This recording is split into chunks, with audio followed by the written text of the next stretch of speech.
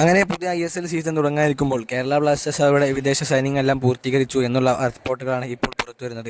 എന്നാൽ ഇനിയും സൈനിങ്ങൾ നടക്കുമെന്ന് മർഗുലഹ പറഞ്ഞതുകൊണ്ട് ഇന്ന് അവസാനമായി എന്തെങ്കിലും നീക്കങ്ങൾ നമുക്ക് കാണാൻ സാധിക്കുമോ എന്ന് നോക്കേണ്ടിയിരിക്കുന്നു. അപ്പോൾ ഗൈസ്, ഇത്തരത്തിലുള്ള കേരള ബ്ലാസ്റ്റേഴ്സിൻ്റെയും ഇന്ത്യൻ ഫുട്ബോളിൻ്റെയും ലേറ്റസ്റ്റ് അപ്ഡേഷനുകൾക്കും ന്യൂസുകൾക്കും വേണ്ടി നമ്മുടെ ചാനൽ സബ്സ്ക്രൈബ് ചെയ്ത് സപ്പോർട്ട് ചെയ്യുക. ബ്ലാസ്റ്റേഴ്സിൻ്റെ മിഡ്ഫീൽഡ് ഭരിച്ചിരുന്ന ജിക്സൺ സിംഗിനെ കഴിഞ്ഞ സീസണിൽ വിറ്റഴിച്ചതിന് ശേഷം അവിടേക്ക് ആരെയും ബ്ലാസ്റ്റേഴ്സ് ഇതുവരെ കണ്ടെത്തിയിരുന്നില്ല.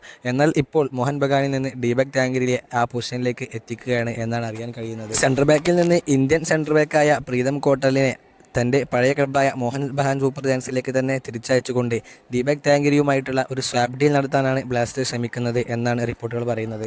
ജിക്സൺ സിംഗിൻ്റെ അഭാവം ഒരു തരത്തിലെല്ലാം കേരള ബ്ലാസ്റ്റേഴ്സിന് മോഹൻ ബഗാൻ സൂപ്പർ ജയൻസിൽ നിന്ന് എത്തുന്ന ദീപക് ടാങ്കരിയെ കൊണ്ട് നികത്താൻ കഴിയും എന്ന് തന്നെ നമുക്ക് വിശ്വസിക്കാം. ഏതായാലും ബ്ലാസ്റ്റേഴ്സ് ഫാൻസിന് സന്തോഷം നൽകുന്ന ഒരു നീക്കമായി മാറും ഇത് എന്നുള്ള കാര്യത്തിൽ യാതൊരു സംശയവും. ഏതായാലും ഈ ഡീൽ നടക്കുകയാണെങ്കിൽ അത് കേരള ബ്ലാസ്റ്റേഴ്സിൻ്റെ സ്ക്വാഡിന് വളരെയധികം സ്ട്രെങ്ത് നൽകുന്ന ഒരു ഡീൽ തന്നെയായിരിക്കും എന്നുള്ള കാര്യത്തിലും യാതൊരു സംശയവുമില്ല. ഏതായാലും ഇന്നത്തോടുകൂടി എല്ലാ ടീമുകളും അവരുടെ സ്ക്വാഡിനെ പ്രഖ്യാപിക്കുമെന്നാണ് അറിയപ്പെടുന്നത്. നമുക്ക് കാത്തിരുന്ന് കാണാം.